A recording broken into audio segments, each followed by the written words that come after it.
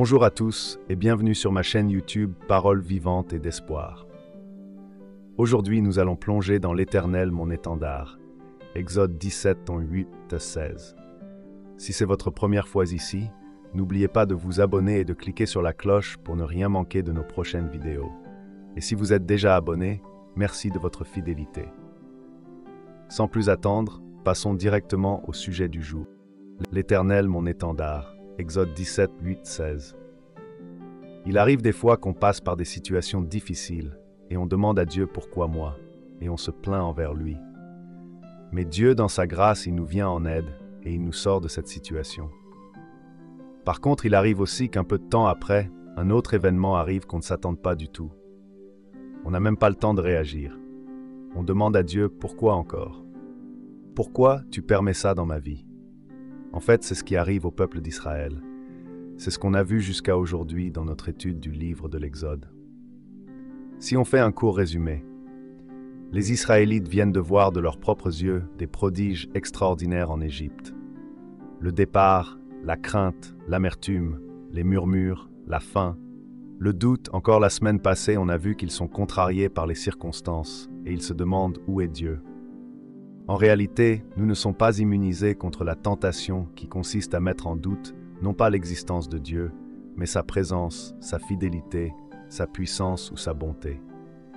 Voyons ce que Dieu veut apprendre encore à son peuple et aussi ce qu'il veut nous apprendre.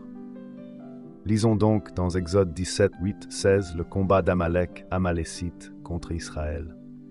Dieu veut faire comprendre à son peuple que dans leur combat, il combat avec eux, il combat pour eux. Il veut qu'ils se souviennent que c'est lui qui leur donne la victoire. Avant de voir de plus près ces trois aspects, regardons avant qui sont ces Amalécites et les circonstances de cette attaque contre le peuple d'Israël. Amalek, que selon le passage on comprend bien qu'il s'agit d'un peuple ou tribu, les Amalécites étaient des descendants d'Ésaü du pays d'Édom, Genèse 36, 12. C'était une tribu pillarde, ayant son centre d'habitation dans le désert au sud de la Palestine.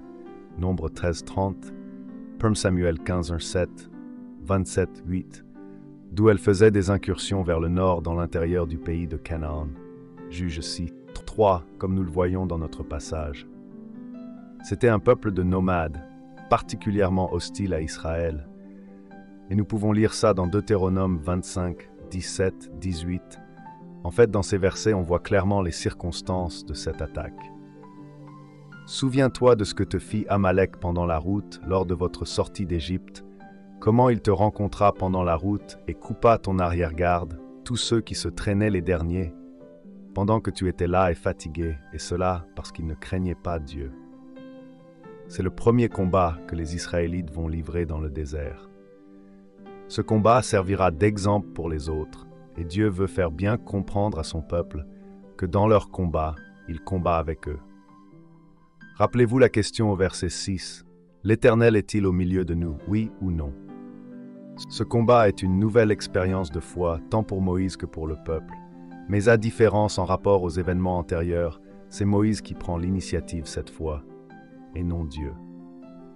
Rappelez-vous aussi ce que Dieu dit à Moïse dans les chapitres 3 et 4.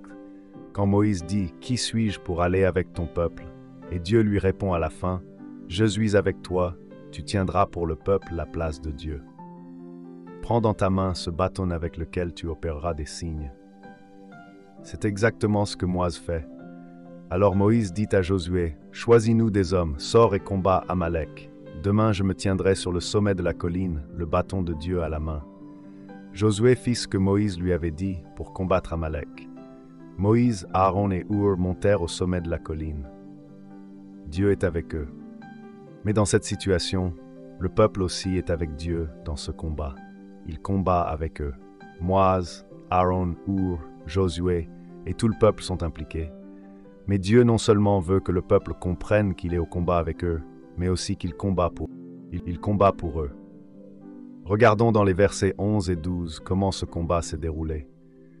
Lorsque Moïse élevait la main, Israël était le plus fort, et lorsqu'il reposait la main, Amalek était le plus fort.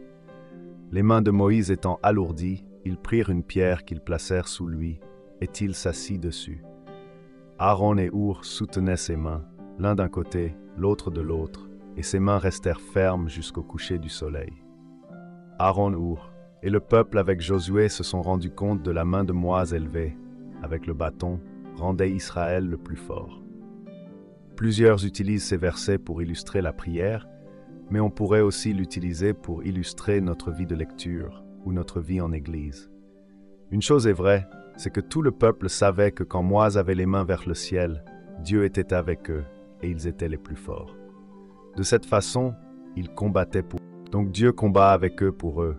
Et un dernier aspect, il veut qu'ils se souviennent que c'est lui qui leur donne la victoire. Regardons les versets 13 et 14. Et Josué soumit Amalek et son peuple en les frappant du tranchant de l'épée. L'Éternel dit à Moïse, « Écris ces choses comme souvenir dans le livre, et déclare à Josué que j'effacerai le souvenir d'Amalek de dessous les cieux. » Ce combat est très important et particulier dans la marche du peuple d'Israël avec Dieu. La notion d'unité du peuple surgit. Unité dans ce combat, Moïse à la tête rappelant la présence de Dieu parmi le peuple, Aaron et Hur en le soutenant, et Josué comme chef de guerre mentionné pour la première fois, lui qui fera entrer le peuple dans la terre promise. Ce combat leur servira comme souvenir que c'est Dieu qui donne la victoire, et qui donnera la victoire dans tous les combats en mettant leur confiance en lui et en agissant selon sa volonté. C'est pour cette raison que Dieu dit à Moïse, « Écris ces choses ».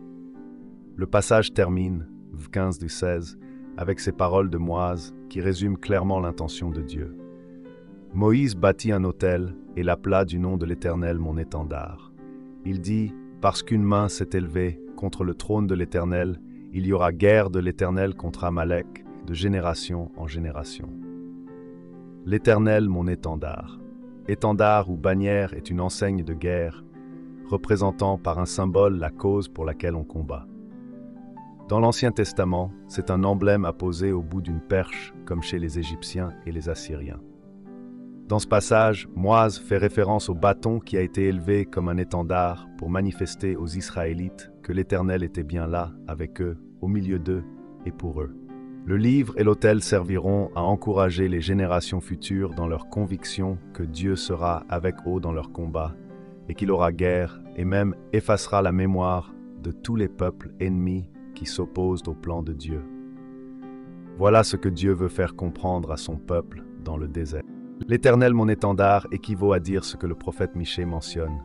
Tandis que tous les peuples marchent, chacun au nom de son Dieu, nous marchons, nous, au nom de l'Éternel, notre Dieu, à toujours et à perpétuité. C'est le même message aujourd'hui pour l'Église, son peuple. Quel combat nous vivons présentement? Familial, personnel, maladie, caractère. Jésus nous dit, « Vous aurez des tribulations dans le monde, mais prenez courage, moi, j'ai vaincu le monde. » Comment le vaincre? Par la foi, sachant que Dieu est avec nous. Son esprit est en nous. Romains 8, 11 dit que l'esprit de celui qui a ressuscité Jésus d'entre les morts habite en nous. Gardons les yeux fixés sur Jésus par la foi. Et 2, parce que tout ce qui est né de Dieu triomphe du monde. Et voici la victoire qui triomphe du monde, notre foi. Dieu est avec nous pour nous, parmi nous et en nous dans nos combats. Lisons ce dernier passage. Nous savons, du reste, que toute chose coopère au bien de ceux qui aiment Dieu, de ceux qui sont appelés selon son dessein. Car ceux qu'il a connus d'avance, il les a aussi prédestinés à être semblables à l'image de son Fils, afin qu'il soit le premier-né d'un grand nombre de frères. Et ceux qu'il a prédestinés, il les a aussi appelés. Et ceux qu'il a appelés, il les a aussi justifiés. Et ceux qu'il a justifiés, il les a aussi glorifiés. Que dirons-nous donc à ce sujet? Si Dieu est pour nous, qui sera contre nous? Romains 8, 28, 31. Et voilà, c'est tout pour aujourd'hui. J'espère que cette vidéo sur l'Éternel mon étendard, Exode 17, 8 à 16 vous a plu et que vous avez appris quelque chose de nouveau. N'hésitez pas à laisser un commentaire ci-dessous pour partager vos pensées et poser vos questions. J'adore lire vos retours. Si ce n'est pas déjà fait, pensez à like la vidéo et à vous abonner pour ne pas rater les prochains contenus. Merci d'avoir regardé et à très bientôt pour une nouvelle vidéo